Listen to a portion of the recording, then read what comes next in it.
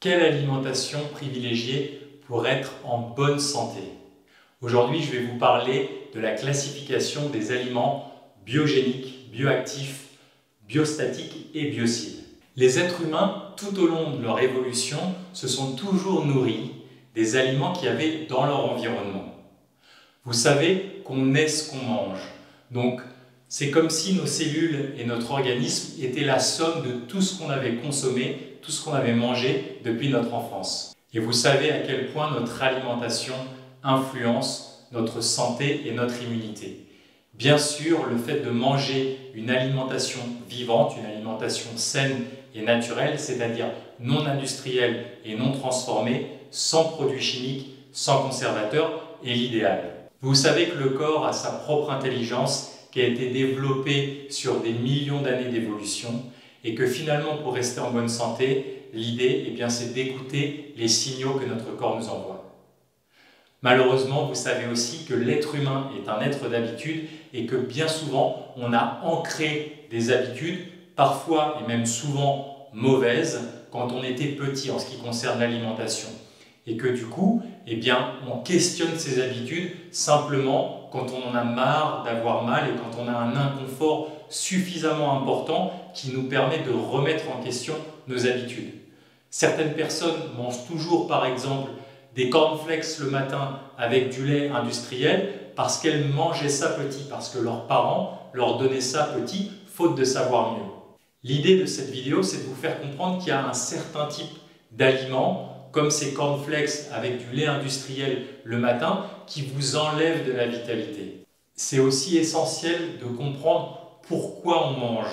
Est-ce qu'on mange pour nourrir ses cellules ou est-ce qu'on mange pour remplir son estomac, remplir sa panse le plus rapidement possible?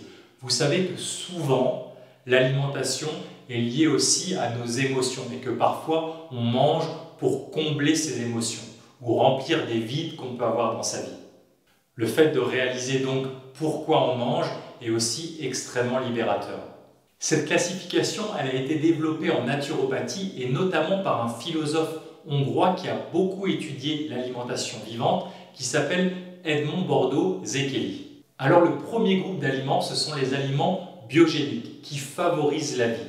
Ce sont des aliments, quand vous les consommez, qui favorisent les processus de régénération du corps et cellulaire. Dans ces aliments, on retrouve surtout les graines germées, les jeunes pousses et les noix. Le deuxième groupe représente ce qu'on appelle les aliments bioactifs, qui entretiennent la vie, qui entretiennent les forces de vie déjà présentes, votre vitalité, dans votre corps. Ce groupe comprend essentiellement les fruits et les légumes frais et biologiques, bien sûr, sans pesticides. Le troisième groupe d'aliments, ce sont ce qu'on appelle les aliments biostatiques. En fait, biostatique, ça veut dire qui ralentissent la vie, qui ralentissent les processus de vie et qui finalement favorisent les processus de vieillissement du corps, de vieillissement cellulaire. Ce groupe comprend tous les aliments cuits et non frais. Ça peut être de la viande, ça peut être des poissons, ça peut être des produits laitiers, ça peut être des huiles. Et enfin, le quatrième groupe, c'est ce qu'on appelle les aliments biocides. Biocides, ça veut dire qui détruisent, qui tuent la vie. Là, bien sûr, vous avez tous les aliments qui sont industriels, qui ont été transformés, qui sont remplis de conservateurs, d'additifs et qui vont perturber complètement les processus physiologiques et chimiques du corps. Ce groupe comprend tous les aliments qui ont énormément de sucre blanc raffiné, de farine blanche, tous les sodas par exemple, tous les aliments encore une fois qui sont industriels et transformés, remplis d'additifs et de conservateurs.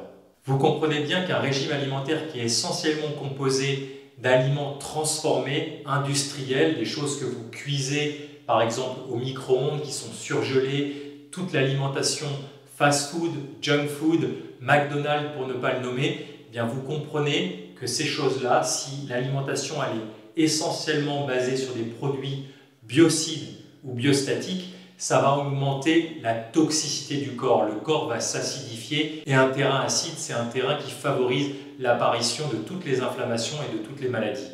Le corps va sans arrêt être en déséquilibre et essayer de lutter en permanence contre cette toxicité pour se détoxiner. Donc il va rester très peu d'énergie disponible pour les processus d'autorégénération.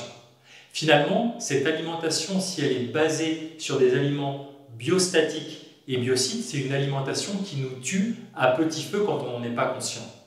Alors mon conseil ici, c'est que notre corps il peut tolérer 25% d'alimentation biostatique, c'est-à-dire qui entretient juste la vie, si vous avez 50% au moins d'alimentation bioactive, c'est-à-dire des légumes et des fruits frais biologiques, et 25% d'alimentation biogénique, donc des graines germées, des jeunes pousses qui sont remplies de vitalité.